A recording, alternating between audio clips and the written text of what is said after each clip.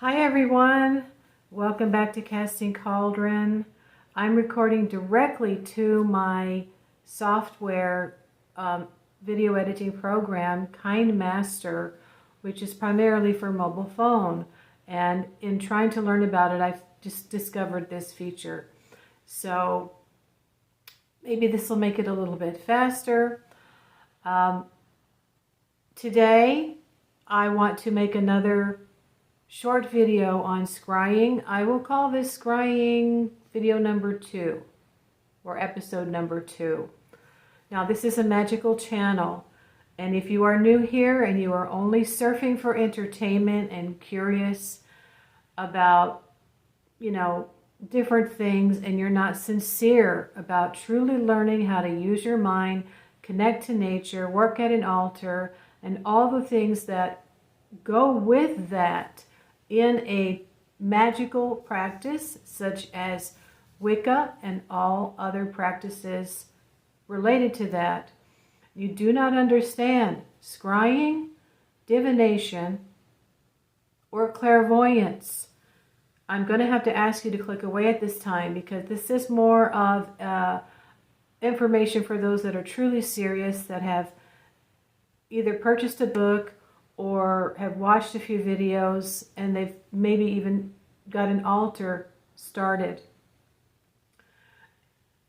This is more of a sort of intermediate discussion we're going to have today for those that have generally been practicing for probably 6 months to a year. So I unfortunately have suffered some very rude insults from people who absolutely do not understand advanced practices of meditation or clairvoyance. I'm a medium and I'm a clairvoyant. So I do not want anyone to forget that there are community guidelines that you need to follow. This is a real magical channel.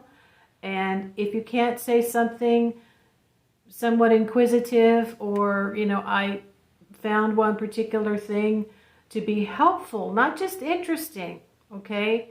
This is not a place for the curious just to stop by unless you are questioning your religion.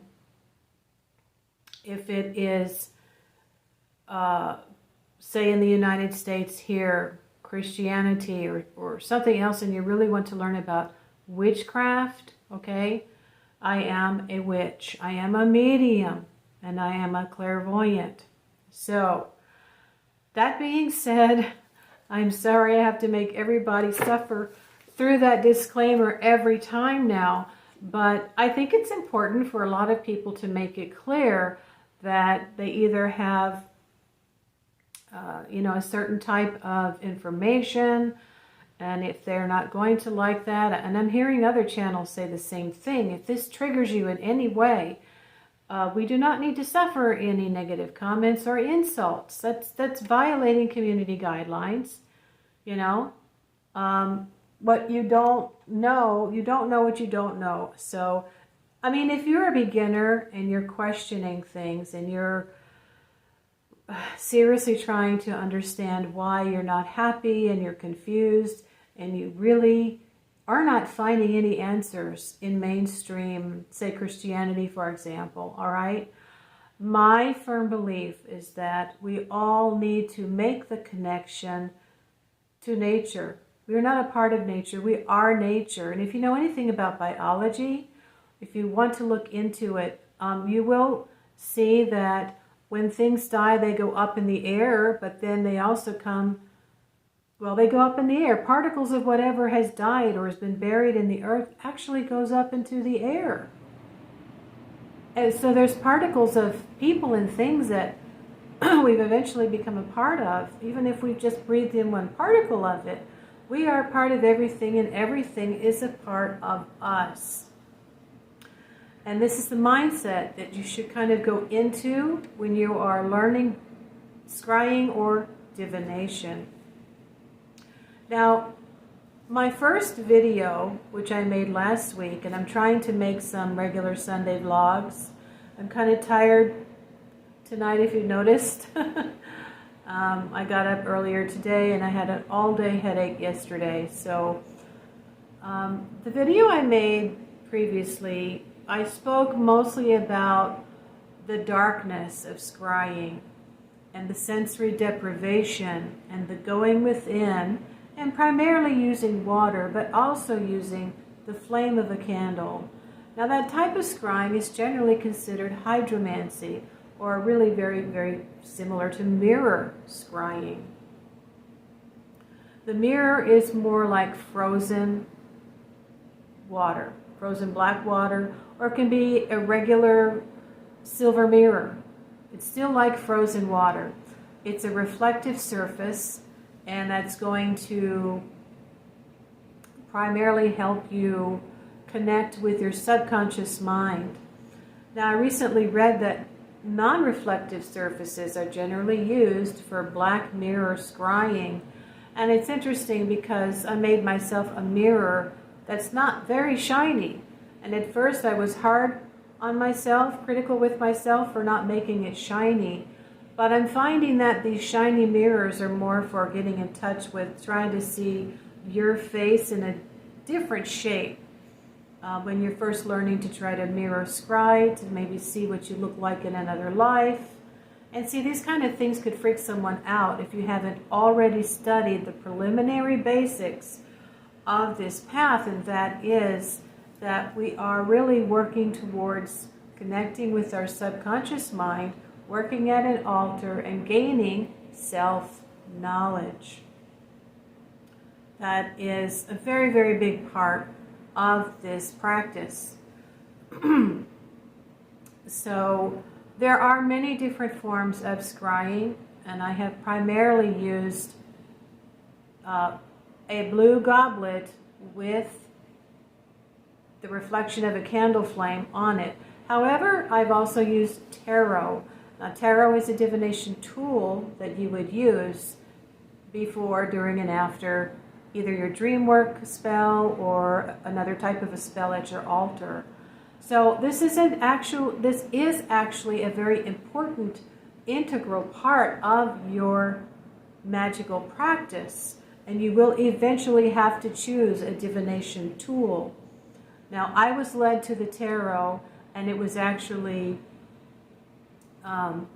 channeled to me from another medium, that I was being led by my spirit guides, and that's why I was so interested in the tarot cards every time I went to the bookstore. So this is how they work with me and through me. They speak in symbols. If they don't actually give us words beside our ear, then through our subconscious mind, which is speaking to us in the language of symbols. So symbols, images are a very important part of our reality. We are surrounded by them every single day. I don't want to get off on a tangent, but I did grow up in Houston, so I was very, very shocked at not only the images and the symbols that were being used at this festival where all these horrible things happened, but you know, that was the city where I grew up, and I had been to Astroworld several times, so that was a trip down memory lane, but it was a bad one. So yeah, that's very, very, very, very, very sad. So we work to use these symbols and these images in positive ways to get a handle on our thoughts and our feelings, our emotions, and eventually we get to the point where we can start seeing other things, other messages, other symbols that come through the water or the scrying mirror. Now, when you're a child, your imagination is probably just going to naturally be more open. Now, after my second daughter was born, my son began to experience with me my confusion about going from church to church, you know, and trying to find the right one. And finally just deciding we weren't going to go anymore. And I flat out told him why. And when the neighbor called and she asked my son, right, I'm like, hello, I'm the parent. But she was a sweet lady and next door and very, very religious. So I had to explain, you know, and he said flat out, well, we're not going anymore because mom doesn't like to hear this and that being said. So he knew that I was just done with it. I didn't want my children's head to be filled with things at such a tender young age that they couldn't possibly comprehend. So my daughter never experienced any of that, trying to find the right fellowship to belong to. I ultimately had decided that I felt just like a human and I was a part of humanity and that I am a spiritualist. So my daughter grew up with that and all of the things that I began experiencing. Both my children saw and heard things that I was experiencing, things that were happening, and things that I was doing magically. So she was open to it, and I made a little pentagram for her. And then we painted a black mirror, and I had her lay down on her bed, and just relax and see what she could see. I said, just open your mind, and just relax and see what you can see. And she told me what she saw was a horse that was reared up. Now, she knew there was a race coming, and she was kind of competitive, and she wanted to, of course, do very, very well in this race.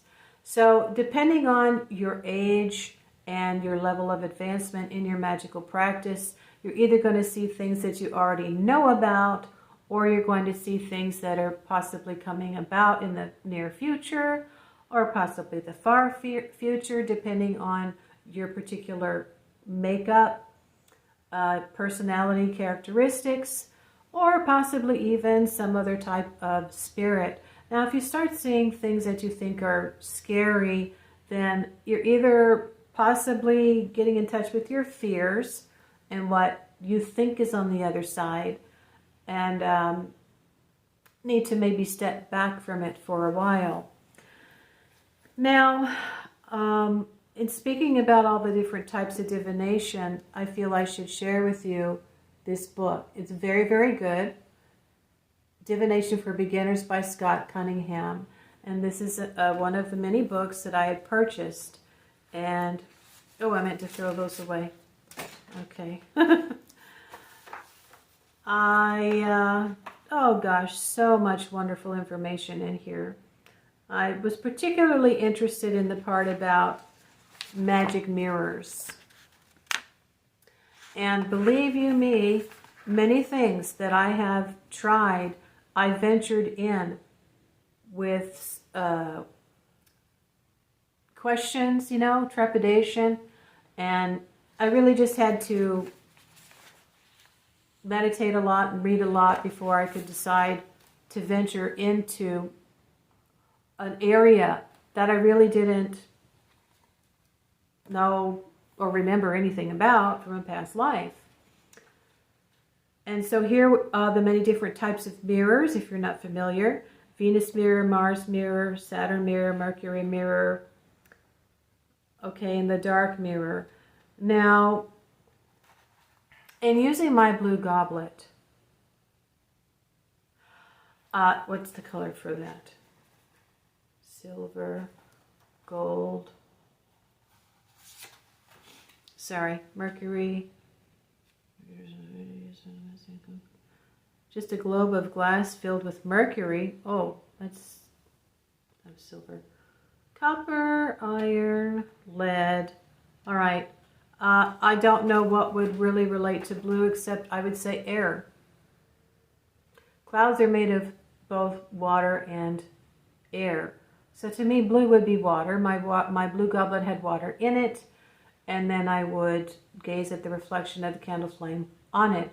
However, and I don't have this yellow coffee cup anymore because it broke, but I want to go get another coffee cup and demonstrate to you how you could use a tarot card and a particular colored cup or glass to scry and find out information using the same techniques that I use with the candle on the goblet. So hold on a second, I'll be right back. Oh, what's going to happen here? All right, I'm hoping I can continue the recording with this. I'm back into my software, recording directly onto my software. So this could be a part 2. I don't know what's going to happen. One day, I decided to do a scrying with a different colored glass. And I took my giant yellow ceramic coffee cup, and then I took the King of Pentacles. And I gazed at the reflection of the candle on this ceramic yellow coffee cup. This is a bowl. And it was next to the King of Pentacles. So I could see the reflection of the candle flame on both the bowl and the King of Pentacles. And I meditated on a man and his money. So I had a question about someone. And I didn't really get that much information. I fell asleep and I had a dream that a particular person was frightened about the man who was in charge of the business where he was working, what was going to happen when he left, and he was very frightened.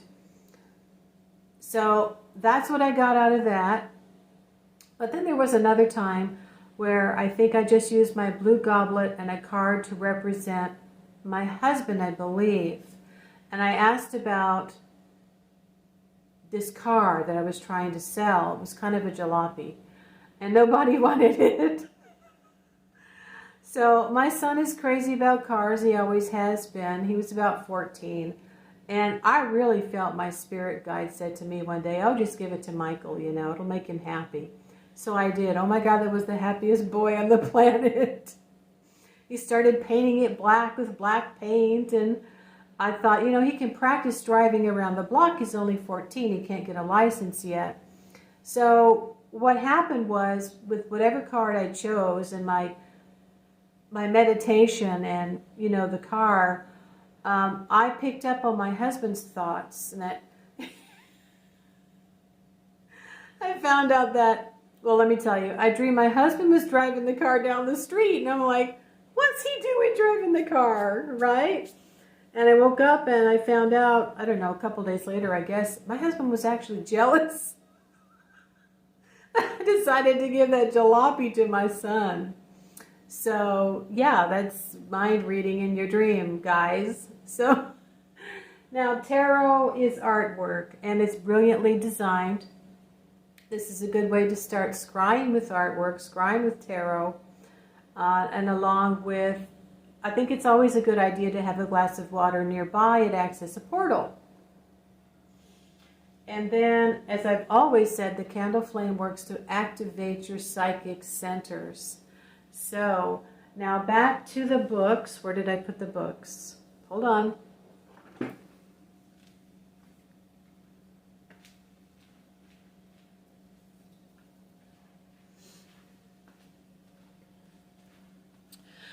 Okay, another book that Scott Cunningham has is called Earth Power. Very good book, very good book. I think sometimes we forget that we really need to also call upon the 4 directions. And when I worked at my altar, I always had a representation of the elements at every side. Dirt at the north, incense at the east, a candle at the south, which generally I had it southwest because my goblet was west, and that's where I would do my work at night, and the goblet had water in it. So I guess that's it for now. I'm sorry, this is kind of an impromptu video here. Now, I worked with tarot. I think I was led to tarot after about a year of my study and practice and having past life memories come to me. And it was probably another year or 2 that I asked tarot, and I was diligent about learning and studying and practicing tarot every day, how to heal myself. I had developed an illness. I got very, very, very, very sick and had my gallbladder removed. It had died, so it had to be taken out. Consequently, as I was beginning to learn how to eat in a better way, I had been eating some things that weren't good for me, and I was working to heal that as it was affecting my skin. I'm trying to think now. What was it?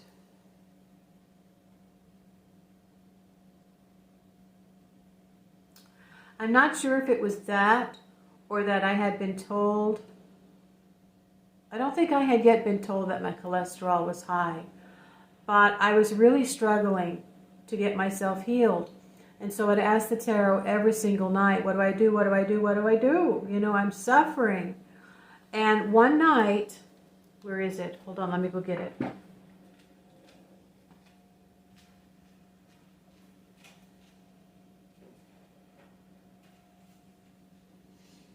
I'm sorry. I don't know how this Kind Master program works when I'm recording directly on it.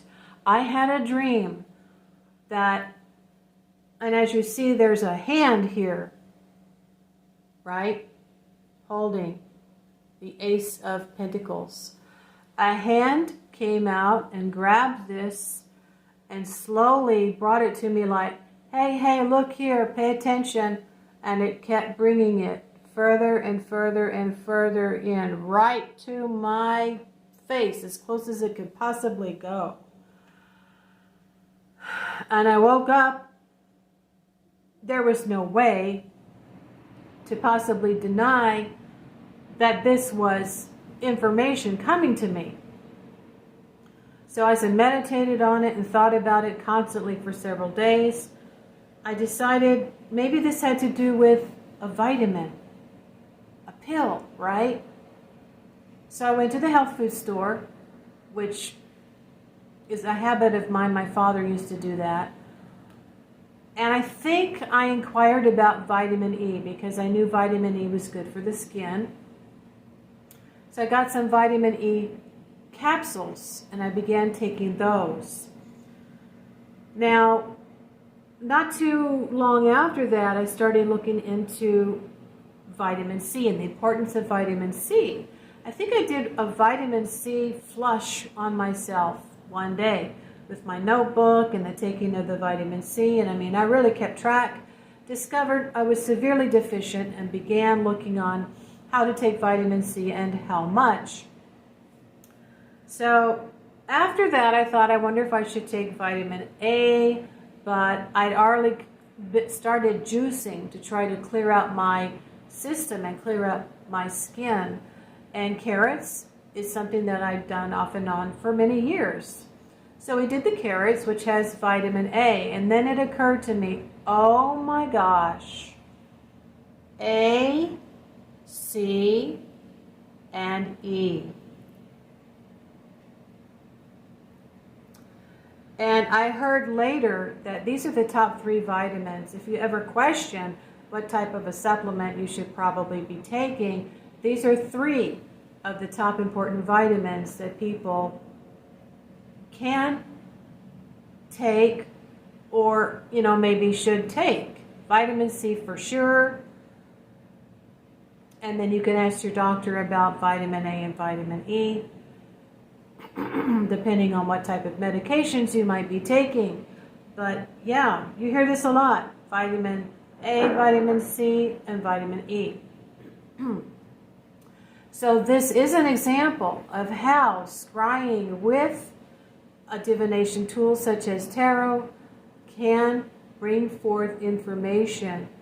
And for me, most of the time it's through dreams, but it can come during the daytime too as a feeling or a vision or something. I watched a video tonight. It was a live. And this afternoon I was kind of talking to myself and the words babbling brook came out of my mouth. I was trying to sort out my feelings about someone I've had a falling out with. And it was so weird how that came to me all of a sudden. And this person described the act of scrying something like a babbling brook because water is moving. So that was interesting. Now, I don't feel that you have to say you're subscribing to any type of particular magical practice or magical branch. To me, this is a working with the mind. I'm all about the mind, okay? Other things that I have done that I've talked about are just another aspect of, what I've decided to branch off into, because I'm an explorer, and then you use my mind to explore. But your number one tool always will be, is and always will be, your mind, okay? So whether or not you decide to commit yourself to a magical practice is up to you. There's really no reason for you not to be able to learn how to use your mind and practice. And you're working with natural elements of nature. You've got color.